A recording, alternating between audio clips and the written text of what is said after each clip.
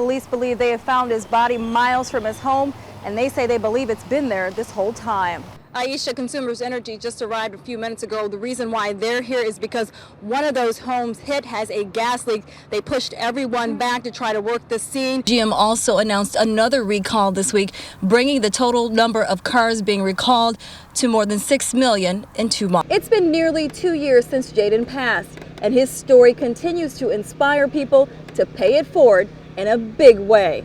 We are learning more about the suspect who investigators believe opened fire at LAX airport Friday morning. More than 4,000 missing person cases in the state of Michigan.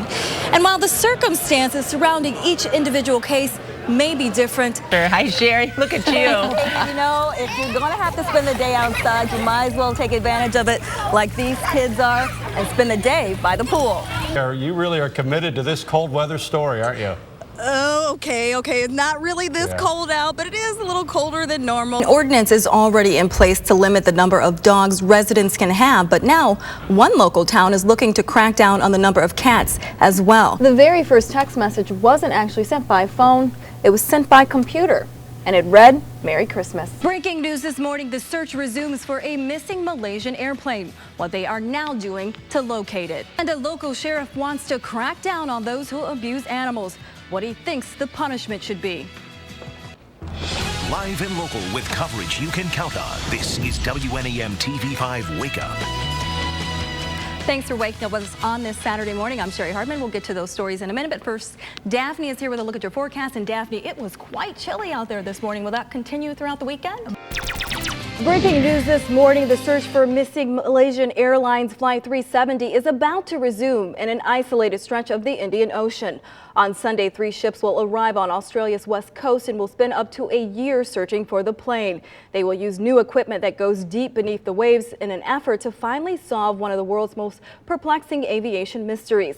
Officials from the Australian Transport Safety Bureau will say the search will continue because the families of the 239 people on board that plane deserve an answer.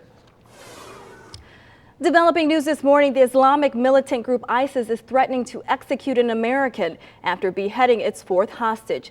Iraq war veteran Peter Haseg appears at the end of a new internet video. That video shows a masked man executing Alan Henning of Britain as punishment for the country's involvement in airstrikes against ISIS. Haseg is from Indiana and he started a non-profit organization to deliver aid to Syria. Developing news this morning, a local sheriff says the state needs to crack down on people who abuse animals. Miley Cyrus's nail polish is painting up controversy. Apparently, some of her Instagram followers are upset about her painting her pet pig's nails, and it's our morning talker. Take a look at this. Cyrus posted these pictures of her pig, Bubba Sue, on the social media website. And as you can see, the piglet has red hot trotters. Cyrus captioned the pig's photo saying, "Pig, pig, gonna be looking fresh." Oh my goodness. Some of the singer's followers don't find the footwork amusing. One called it animal abuse. And another commented saying, "Miley, pigs aren't a toy. Don't paint them." Miley got Bubba Sue back in August after the death of her dog. It's a cute little piglet. I don't know what I think about this.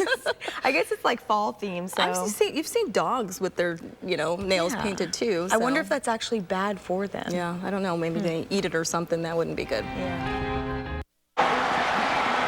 This brutal hit on University of Michigan quarterback Shane Morris brings back painful memories for Matt Bringert. It was a pretty nasty hit. Morris appears to be out of it following the hit. Days later, he would be diagnosed with a concussion. It's a similar scenario Bringert says he experienced this past football season. I was dazed, confused, a lot of ringing in my head. Bringert is a student athlete at Carroll High School. He says sports, in particular football, has been a part of his life for as long as he can remember.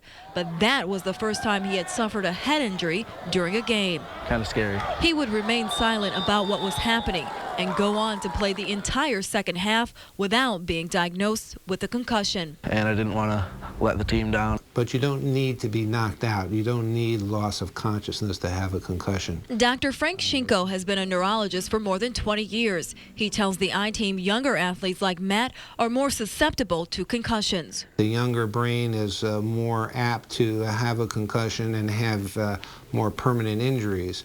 But certainly multiple concussions can cause long-term damage that can be long-term and cause memory and injuries to the brain, such as depression, that really have led to some actual suicides in some professional athletes. The long-term effects of repeated concussions at the high school, college, and professional levels has been a hot topic in recent years. The issue is the players are getting so fast and they're getting so big that the collisions are so much more violent. Stuart Schweigert played defensive back on the college and pro level. He says he sustained dozens of concussions over the course of his career. I would have deja vu.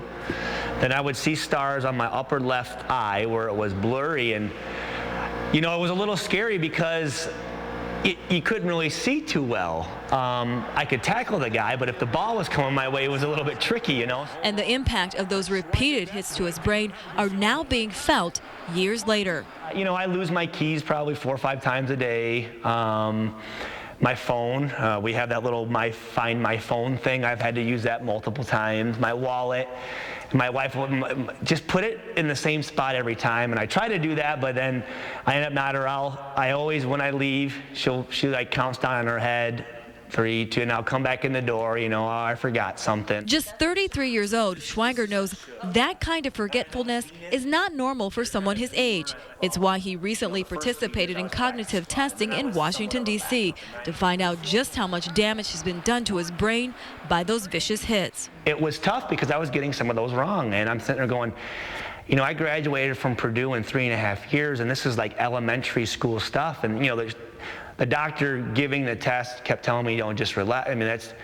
Believe me, people get a lot more wrong than you think they do, but still I was frustrated with it because I'm going, I know I should be able to answer these things. And Schweigert admits, even while taking part in this interview. So, where were we going with that? He had trouble concentrating. The pauses are getting like a little bit longer to figure out where I'm going with the conversation. Just like today, a couple times we had to stop because I'm going. You kind of get off track. Yeah, you do. Yeah, and you're going, okay, what was I talking about again? Fortunately, the testing he underwent showed his memory loss wasn't as severe as he feared. Still, he worries about his future and the damage done by playing the sport he loves. It was a wake-up call. But there may be hope for at least someone like Matt Bringert who still plays sports.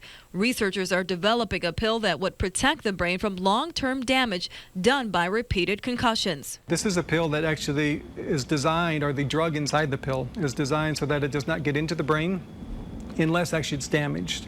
And so if you don't actually have a damage or an injury that day, it's excreted, and so you're good to go. Sometimes you know that if you've been hit in the head that you aren't quite right, that it'd be nice if I could take something to sort of relieve that sort of, not just the headache, but actually the damage that was causing that headache. Still, now knowing what they know about the dangers, both Bringert and Schweigert in particular says in his case, it was worth the risk. I have so many great memories and stories and learned so many life lessons from football. So I would do it again. I would for sure.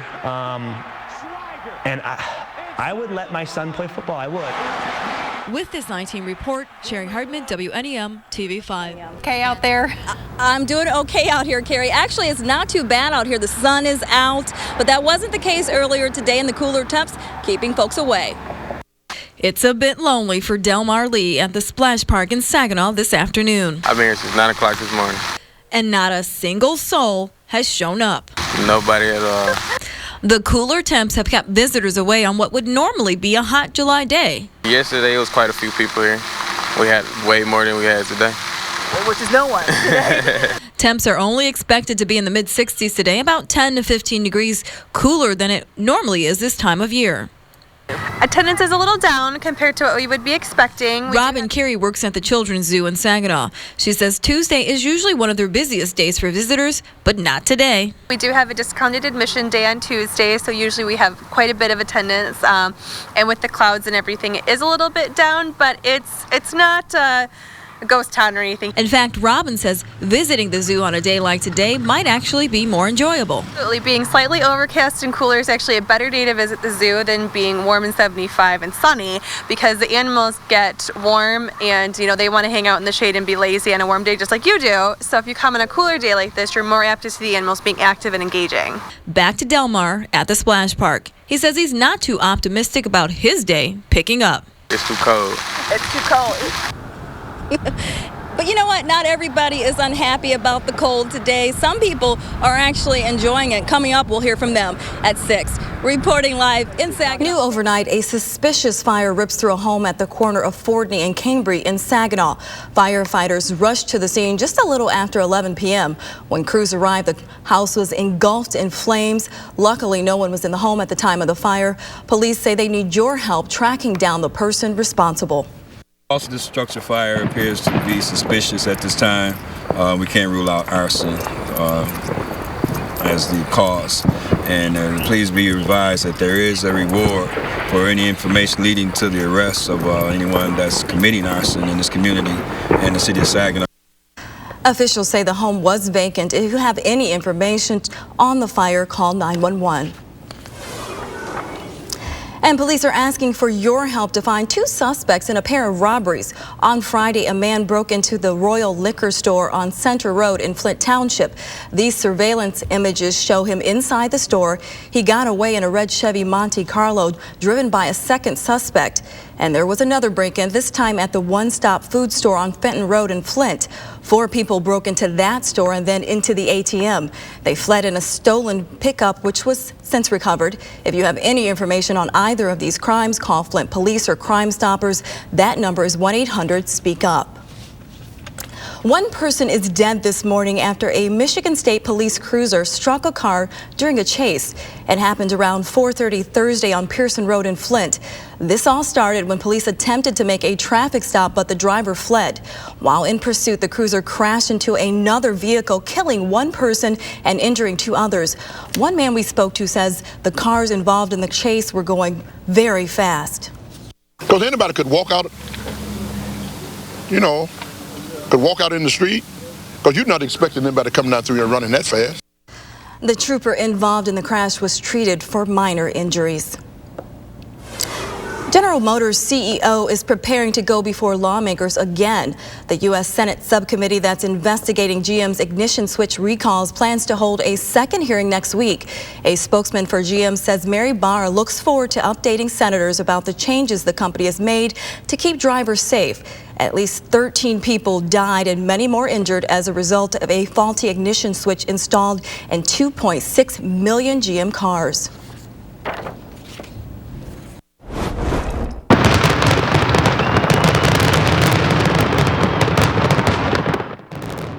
That was the sound around mid-Michigan last night as everyone celebrated Independence Day. That was a shot from Ojibwe Island's big fireworks show last night in Saginaw. Here's what some of you had to say about the light show. Saginaw just kicks butt on the 4th of July. They kick butt. Everybody getting together and celebrating Independence Day and everybody fighting for our country, and I really enjoy it. This is real America. Okay, and we all get together, we play good sports, and we're all terrific people. Every black, white, and brown. When you're born and raised in Saginaw, Saginaw's the best. The fireworks shows like the one last night wouldn't be possible without helping hands and dedication. TV5's Gino Vici had the opportunity to speak with a man that's been a part of the show for the past decade. When the fireworks were going. And if you missed last night's show, don't worry, the biggest and brightest is still yet to come. The grand finale of the Bay City Fireworks Festival will be held tonight. More than 100,000 people are expected along the Saginaw River for the celebration. They seem like they're different every year, so it's really exciting to see all the people get excited and come from all around, and Bay City just kind of lights up. The Midway opens at noon. Fireworks kick off around 10:05, and we want to hear from you. What are you enjoying most about your 4th of July weekend? Sound off on our Facebook page. Tweet us at #4th of July. And some of you have already started to weigh in. Thomas C. says, knowing that he doesn't have to go to work for a weekend. Judy Cooper says, a beautiful bike ride north. Keep those comments coming. We love to hear from you. And all weekend, the U.S. will celebrate Independence Day, Brian. That's right, and what's a celebration after all without some great music? Thousands of people gathered for awesome tunes at the annual Capitol 4th concert on the west lawn of the Capitol building. Sounds like a lot of fun. Always beautiful. And here's a sample of some of that concert. You know how to give and how to take. You see every hope I locked away. Performers included Patti LaBelle, Frankie Valli, Michael McDonald, George Sparks, Even Kermit the Frog and Miss Piggy joined in. They had some of everybody there, didn't they? Great. Something for everybody. Yeah, a little bit of something, definitely. Wow, look at Very that cool. crowd. Yeah. Would you have loved to have been there? Yeah, I think so. Looks like a good time. You know, you get the different kinds of music, a little, I guess, comedy from, I guess, Kermit and Miss Piggy. Maybe they sang, I don't know. They probably did. Maybe he sang It's Not Easy Being Green. I don't know. That was his favorite song. Okay. All right, thanks. WNEM TV5 News Time is 8:09. The hunt continues for a pack of wild dogs. Why police still need your help to track them down. And Hillary Clinton is under fire again. This time it involves her speaking fees, why students at one university are demanding a refund.